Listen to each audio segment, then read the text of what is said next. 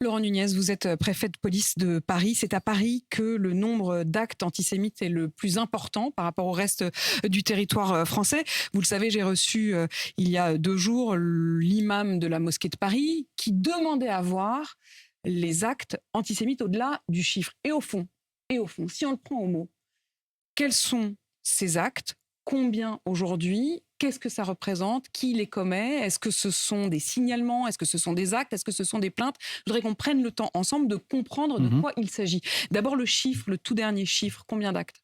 Alors moi d'abord sur les propos de l'imam, j'ai noté qu'il s'était excusé. Il s'est excusé le soir même. Le recteur de la grande mosquée, j'ai écouté avec attention le ministre de l'Intérieur ce matin. Il semblerait que le recteur ait dit qu'il n'était même pas imam de cette mosquée. Il s'est excusé. Il n'est plus imam de la grande mosquée. Le recteur de la grande mosquée s'est clairement démarqué de ses propos. Donc évidemment, on prend ça avec beaucoup de satisfaction parce que ce sont des propos qui étaient choquants parce qu'il laissait à entendre que finalement, la vague d'antisémitisme que nous subissons actuellement semblait être remise en cause, ce qui n'est pas le cas. Je vous repose quand même la question. Vous nous dites aujourd'hui, parce que vous êtes quand même préfet de police de Paris, la grande mosquée de Paris, il ne peut plus prétendre être imam de la grande mosquée de Paris. C'est pas du tout ce que j'ai dit. C'est pas du tout ce que je vous dis. Voilà, je note que cette personne est revenue sur les propos, s'est excusée, dont acte. D'accord, mais c'est vous très citiez bien. le recteur. Oui, mais monsieur le recteur de la grande mosquée de Paris, lui aussi, s'est clairement détaché, démarqué par rapport à ce qui a été dit. Les actes antisémites, donc sur l'agglomération parisienne, sur le Paris et les 3 départements de Petite Couronne, au moment où on se parle, donc hier soir, c'était 375 actes antisémites, qui ont des formes diverses et variées. Le ministre a donné une répartition qui est exactement la même que nous avons sur Paris. 375 depuis le 7 octobre? Depuis le 7 octobre. Il faut que vos téléspectateurs, auditeurs, en comprennent bien que on explose les chiffres d'une année normale. Et c'est même depuis le 7 octobre déjà beaucoup plus qu'une année normale. Bon, donc c'est quand même une vague qui est indéniable et qui est très importante, avec la même proportion de ce que l'on rencontre sur le territoire national, c'est-à-dire on a évidemment des tags, des menaces, des insultes, c'est les 3/4 de ces actes antisémites, et puis parfois on a des faits aussi plus graves, on a des coups et blessures volontaires, des dégradations de biens, mais qui vont au-delà du tag et de la position de banderole et autres. Donc voilà, on a aussi des faits très graves, on a eu aussi des agressions. D'abord, je voudrais savoir, qu'est-ce que vous appelez acte? Comment vous déterminez ce chiffre? C'est-à-dire, est-ce que ce sont des signalements qui vous ont été faits? Est-ce que ce sont des actes qui ont été constatés par la police? Est-ce que ce sont des plaintes? Comment vous établissez cette liste? Vous avez raison de poser cette question. D'abord, un tag qui est antisémite, c'est très grave. Donc, il ne faut jamais relativiser la forme que prend l'atteinte. Nous, on ne la relativise jamais. Évidemment, les coups et blessures, c'est plus grave. Vous portez atteinte à l'intégrité physique d'une personne. Mais un tag, en soi, évidemment, c'est très grave. Alors, il y a plusieurs façons de le détecter ces actes. D'abord, il y a ce qu'on constate, ce que les policiers peuvent constater, et puis il y a les plaintes qui sont déposées. Et nous, on souhaite que systématiquement, il y ait des plaintes. Moi, sur 375 actes antisémites, je n'ai que 180 plaintes. Donc j'aimerais en avoir plus, parce que ça nous permet de lancer évidemment des investigations. Mais comme nous l'a demandé le ministre de l'Intérieur, de toute façon, on le fait. Dès qu'on constate qu'il y a eu un acte... Même s'il n'y a pas de plainte à proprement parler, vous vous emparez de la question. Exactement, ou je dépose plainte moi-même.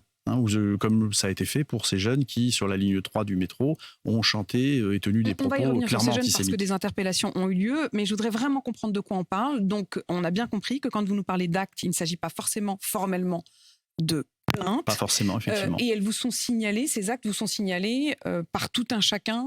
Ce ne sont pas forcément des constats de policiers eux-mêmes. Ça peut être des constats de policiers, ça peut être des signalements, donc des appels police 17 parce qu'on a constaté sur tel bâtiment public un tag.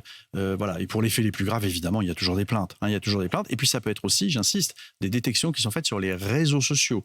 Donc on a la plateforme Pharos. Il y a aussi des personnes qui, sur Internet, constatent des propos qui sont des propos d'apologie, des propos de haine des Juifs, et qui vont, à ce moment-là, faire un signalement à Pharos qui est transmis à la justice, et la justice ensuite saisit un service de police compétent, et quand c'est dans ma zone de compétence, ce sont mes services qui sont saisis. Les auteurs, comme ces interpellations, mais encore un mot, vous avez dit que vous regrettiez qu'il n'y ait pas une plainte pour un acte.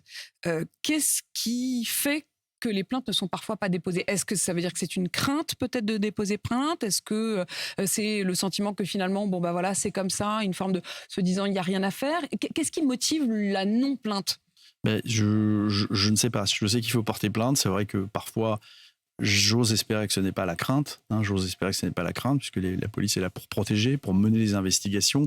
Voilà, moi je déplore ce décalage. Après, très honnêtement, Pauline de Malherbe, quand c'est un tag qui est apposé sur un bâtiment public, voilà, la plainte tarde parfois à venir. C'est à ce moment-là au propriétaire de ce bâtiment, à la personne en charge de gestion de déposer plainte. Puisque vous plainte. parlez des tags, il y a un certain nombre de tags, ces fameuses étoiles juives au pochoir bleu qui avaient été apposées. On s'est rendu compte depuis que c'était un commanditaire moldave, russe, enfin probablement l'influence étrangère. Est-ce que ça compte dans les 375 actes? Oui, non, mais bien sûr. Mais attention, là, vous êtes sur c'est un fait. Il ne faut pas relativiser. Il ne faut pas s'imaginer que parce qu'on a eu plusieurs dizaines d'étoiles qui ont été apposées dans Paris en petite couronne. Il ne faut pas s'imaginer que ça épuise mes 375 faits. Donc on est sur un fait. On est sur voilà, on a eu 2 séries d'actions. Une qui a été menée par un premier couple qui a été interpellé, qui a été d'ailleurs qui a été placé en garde à vue, et puis qui a été reconduit. Nous avons reconduit dans leur pays. Ils ne sont plus sur le territoire français. Ils ne sont plus sur le territoire français. Ils ont été reconduits. Ils ont été reconduits le 10 novembre dernier. D'accord. Et puis nous avons documenté qu'il y a un deuxième couple qui a agi et donc qui a apposé un certain nombre d'étoiles. Et on a 2 actes antisémites. Donc d'accord. Voilà. Donc ça fait pas 200 étoiles. Donc 200, il n'y en aurait plus que 175. Ok, les choses sont très précises. Et ce que je veux saluer, et j'en profite pour dire, la plainte, ça veut dire, et le ministre de l'Intérieur nous le demande, des investigations judiciaires renforcées qui sont menées. Je peux vous dire que pour toutes les affaires qui ont été médiatisées ces temps derniers, les jeunes dans le métro, l'affaire des étoiles de David apposées avec des pochoirs, l'affaire de l'influenceuse, je peux vous dire que pour tous ces dossiers, nous avons mis le paquet en termes d'investigation judiciaire. Vraiment. Et nous avons retrouvé les auteurs dans un temps record. Laurent Nunez, vous avez parlé d'agression. De quoi s'agit-il ? Des coups et blessures volontaires, on en a eu. On a eu des personnes dont il apparaissait de manière ostensible qu'elles étaient de confession juive. Ici, le port d'une kippa, là, un tatouage sur un bras, qui ont pu, avec une étoile de David, qui ont pu faire l'objet de coups et blessures volontaires. Vous savez, vous avez l'exemple de ce rabbin qui a été agressé dans le métro par un jeune homme qui a été retrouvé, qui a été interpellé, qui a été placé en garde à vue. Un jeune homme de très jeune âge. Quel âge ? Une quinzaine d'années. Et donc, nous avons retrouvé cet individu, là encore, en un temps record, grâce aux investigations menées par mes services et en l'occurrence par la police régionale des transports. Laurent Nunez, l'âge des auteurs. L'âge est variable. On a des très jeunes auteurs et on peut avoir parfois des personnes qui sont plus âgées, qui ont 40, 50 ans et qui sont parfois ancrées dans la défense de la cause palestinienne, mais vue d'un point de vue très radical. Ce sont des gens qui sont très radicalisés. Je ne stigmatise pas ceux qui défendent la cause palestinienne, bien évidemment, mais c'est l'un des moteurs. On peut avoir des auteurs qui sont engagés, qui sont dans l'engagement politique de soutien à la cause palestinienne, mais de manière extrêmement radicale, puisqu'ils basculent, ils franchissent la ligne rouge et tombent sous le coup de la loi pénale. Vous savez, dans les actes antisémites, on a aussi tous ces slogans qu'on a pu observer sur des manifestations et qui étaient des slogans qui comparaient Israël au nazisme ou qui parfois comparaient des faits, par exemple la Shoah avec ce qui se pouvait se passer Laurent actuellement Nunez, en Palestine. Vous avez dit 375 actes, combien d'interpellations, combien de condamnations ? Alors, sur les interpellations, c'est 130. Donc, évidemment, nous avons 130 interpellations.